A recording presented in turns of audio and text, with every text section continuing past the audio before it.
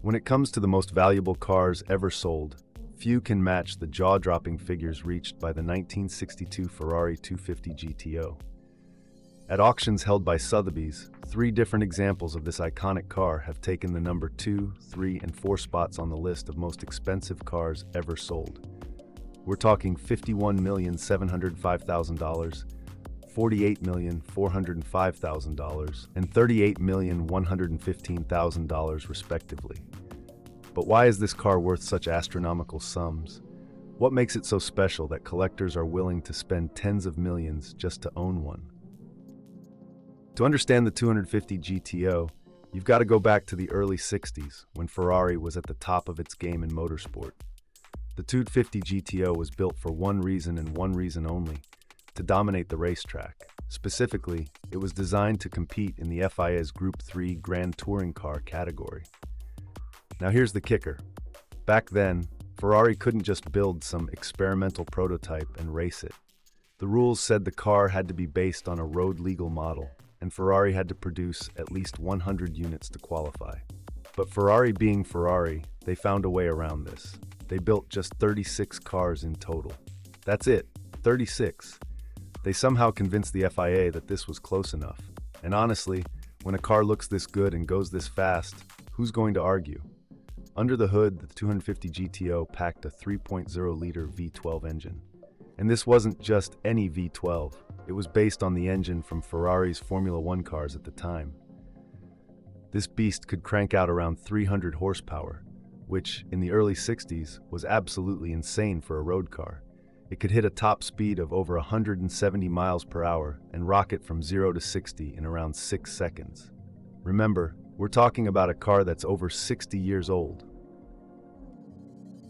But it wasn't just about raw power. The 250 GTO was built for balance and control. Its handling was so precise that it became a weapon on the racetrack, winning race after race. It took first place in its class at the 24 Hours of Le Mans, dominated the Tour de France automobile, and racked up a pile of other trophies. In fact, it won the International Championship for GT manufacturers 3 years in a row, from 1962 to 1964. It wasn't just fast, it was reliable and versatile, which is rare in a race car even today. If performance was the heart of the 250 GTO, its design was the soul. Ferrari's chief engineer, Giotto Bizzarini, worked on the mechanics, while Sergio Scaglietti handled the bodywork. The result was pure magic. The car's curves weren't just for show, they were meticulously shaped for aerodynamics.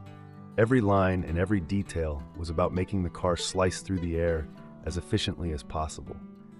But let's be honest, it's drop-dead gorgeous. The long, sloping hood, the rounded grille, the flowing lines of the body, it's perfection on wheels. It's the kind of car you'd hang a poster of on your wall, whether you're a car enthusiast or not. It's not just a car, it's a sculpture, a piece of rolling art that just happens to go really, really fast. Now here's something that really sets the 250 GTO apart from other Ferraris, or pretty much any other car.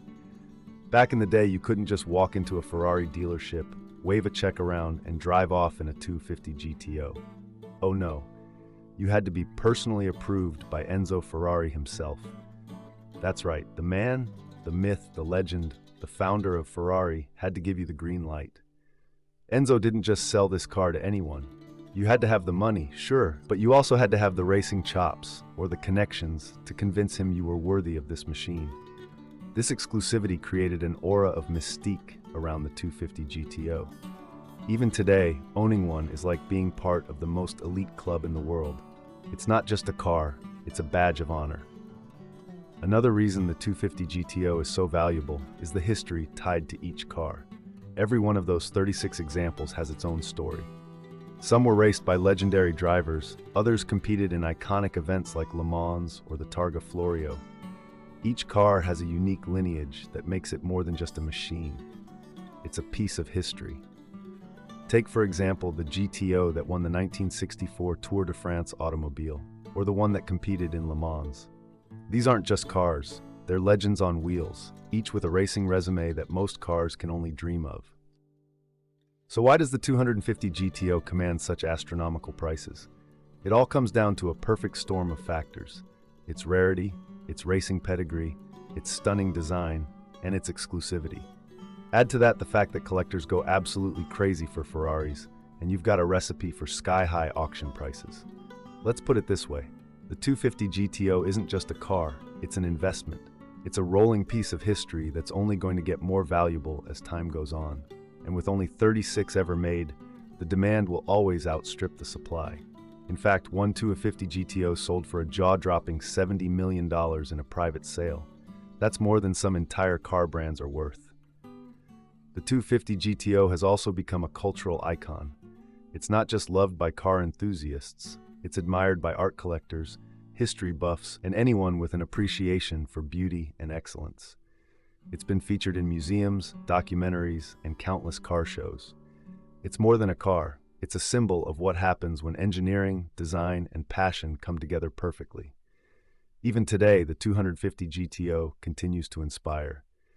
Modern Ferraris still carry the DNA of this car, from their performance to their design philosophy. But the 250 GTO isn't just about what it's left behind, it's about what it still is.